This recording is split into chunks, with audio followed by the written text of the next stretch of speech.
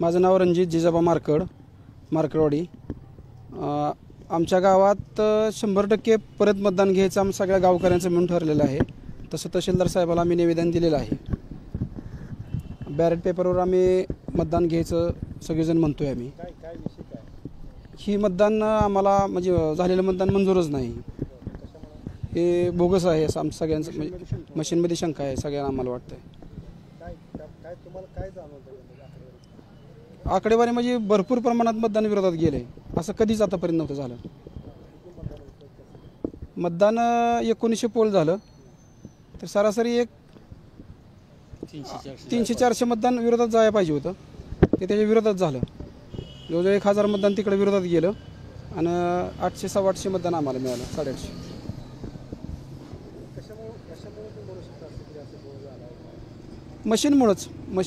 मशीनमध्येच काहीतरी गडबड, शंकाच आहे निश्चितपणे की आमच्या गावास्वरूपी गावांतर्गत आम्ही लोकवर्गण करून आमच्या गावचं मतदान आम्ही करणार आहे बॅलेट पेपरवर, असं निवेदन बी आम्ही दिलेलं आहे।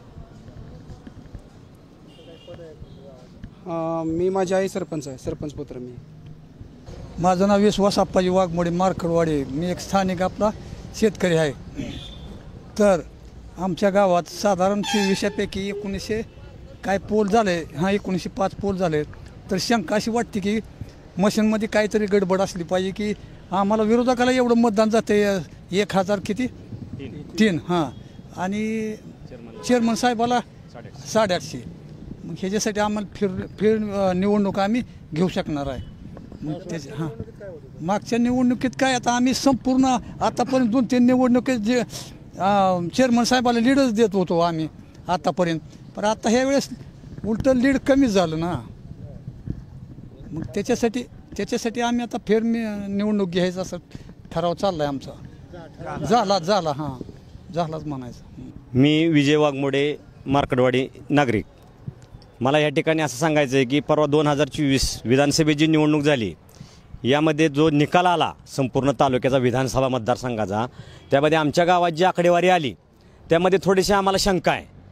कारण पहिल्यापासून आमचं गाव हे उत्तमराव जानकर साहेब यांच्या पाठीशी असताना एकूण मतदान पोल झालं 1905, त्यापैकी चेअरमन साहेबांना आमदार साहेबांना मतदान झालं 845 आणि विरोधकांना 1003 मतदान झालं।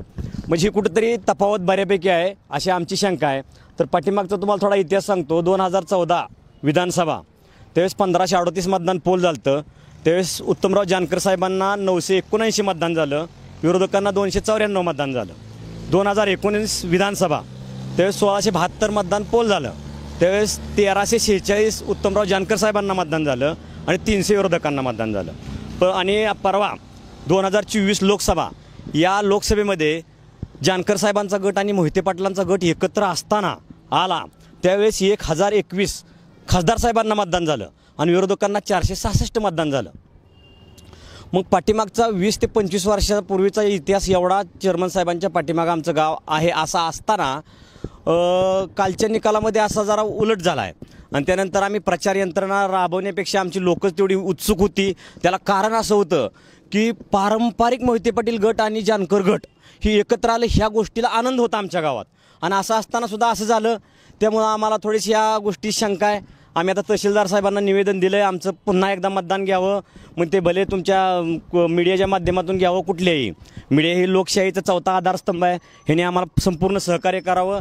येत्या 3-4 दिवसामध्ये आम्ही लोकवर्गणीतून जे काय खर्च येईल ते करून पुन्हा मीडियाच्या माध्यमातून त्यांनी आम्हाला संपूर्ण सहकार्य करावं। मीडियाच्या माध्यमातून आम्ही बॅलेट पेपरवर मतदान घेण्याच्या तयारीत आहे आणि तरी पण त्याच्यानंतर आम्हाला प्रशासनानं मीडियानं संपूर्ण व्यवस्थेनं आम्हाला ही मदत करावी एवढीच या ठिकाणी आमची इच्छा आहे। आरोप आहे की मशीनमध्ये घोळ आहे। मशीनमध्ये घोळ असू शकतो, कारण महाराष्ट्रामध्ये एवढं पवार साहेबांचं वारा असताना परवा लोकसभेला एकूण मतदान महायुतीचं बघा, एकूण मतदान आकडेवारी तुम्ही महाविकास आघाडीची बघा, आणि त्यावेळेस तसे फरक होताना आता एवढे 204 आणि 35 आणि 40 जागा त्यांच्या येते त्या, तो जरा मोठ्या लोकांचा प्रश्न आहे, तो काय माझा प्रश्न नाही।